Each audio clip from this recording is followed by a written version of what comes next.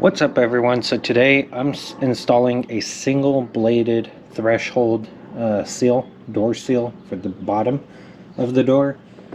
They also have the U-shaped design like this one, and then the retractable blades that are built into the internals of the door. As you can see, I was using a towel to block off any airflow and bugs from coming in because these have worn, as you can see. And we're going to install it with this single bladed one. This is the brand MD Door Sweep Commercial Screw-On, okay? Made in the USA.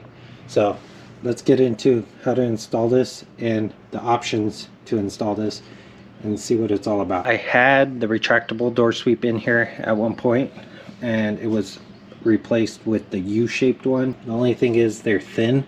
So as you can see, they're thin. And eventually they wore out just because they're thin. This new door sweep, they come in a variety of colors: white, chrome, or brushed nickel, and then they have the black one. But if you look closely, look how thick the rubber is on here, and then they protrude out. They come with your hardware to screw them on. And the reason why I'm going with this one instead of the U-shaped one is just because that rubber's thicker. Okay, so before installing this, what you're going to need is a tape measure and a hacksaw or some type of saw to cut this to length. And you have two options in the way these get mounted. So you could install it on the inside of the door or the outside of the door. By installing it here, the nice thing is you would just measure from this end of the door all the way over here, get that dimension, and cut it to length. Okay, just cut it to the length that you need, and then screw it on. You'd screw it on by closing your door, setting it on, pushing it all the way down till this touches, and then putting your screws into the lowest point of this channel, so down here. So that way, if it does wear out, you could unscrew them a little bit, slide this whole thing down, and get more life out of it. Okay, so that's the easy option. But the only issue is with that is bugs could still creep up until they hit the door stop, which means that if you have the door sweep all the way to here, bugs could still crawl in all the way up to here and hang out at your threshold still. So where I'm going to mount it is the most complex, and that's to the outside. And the reason for that is because you got your side trim for your door that you have to take into account. As you can see, this doesn't go all the way to the edge because this is designed for a 36-inch door. So if you have a super long door, this will go onto it, right, if you don't need to cut this down.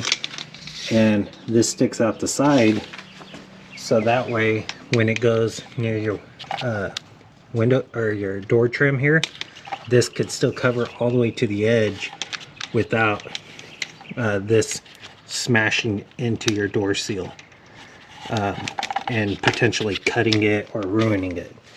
Okay, or if for whatever reason your door seal is super tiny and this smashes into it, it might create a gap in which this rubber is a lot thinner than these two pieces joined together. So the first thing I'm going to do is measure the door, and when I measured it, it was 35 3/4.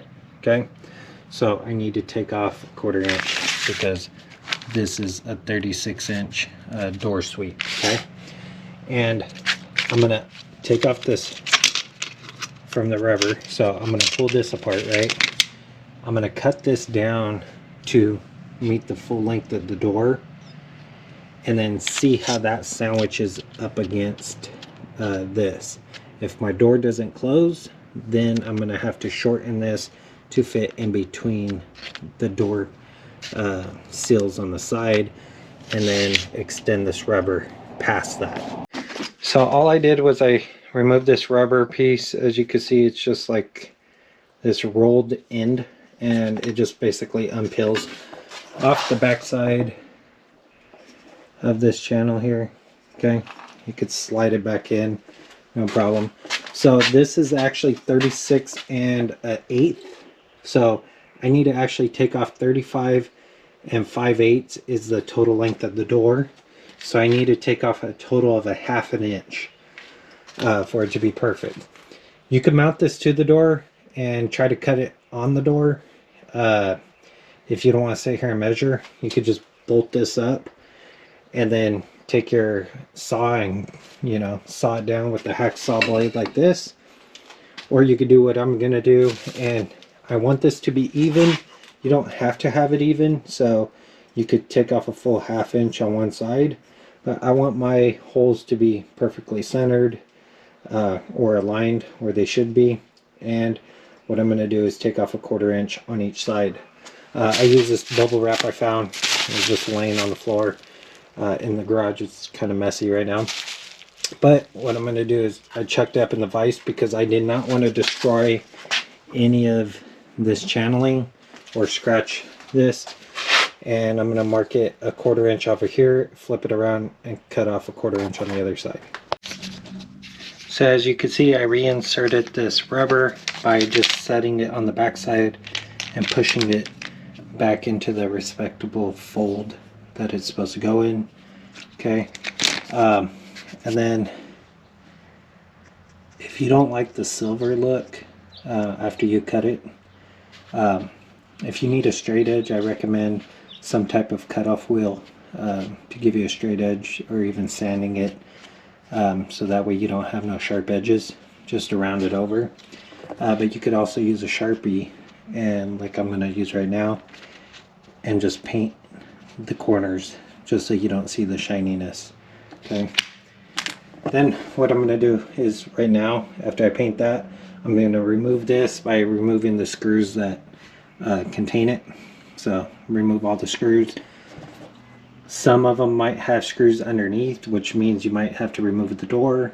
Some of them might have screws on both sides, so make sure you inspect your threshold. So after removing the screws, all I did was push down and this whole channel piece slides out.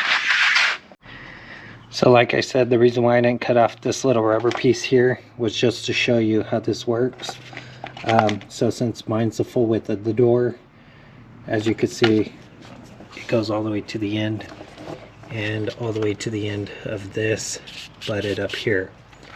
So I can cut this flush with here. Another thing you could do if you're still having an issue with alignment, say you're not sure how to get this straight, because when you put this in the middle, say it doesn't self-center, what you can do is put this on the threshold here, close the door, and take a pencil and mark it all the way across.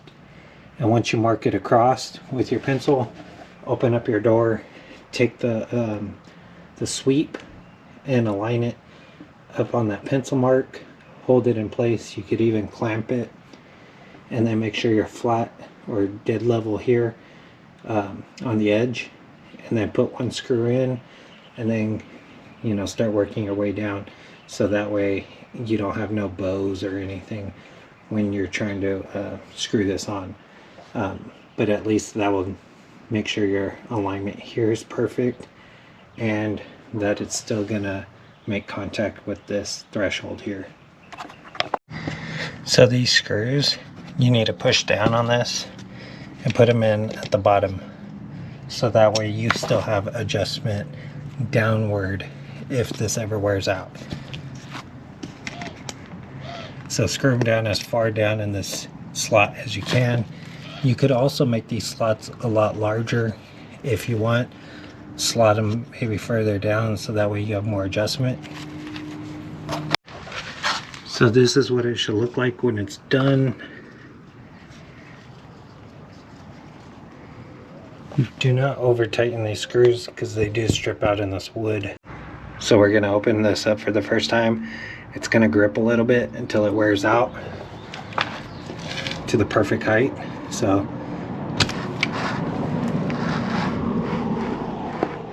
as you can see, it grips. it's gripping the head of these screws because these are the wrong screws, so I might have to change those out.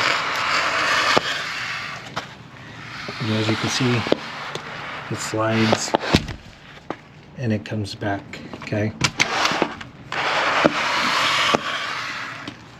so to make sure your door sill is correct and you don't need to readjust, I messed up on purpose so that way I could show you this.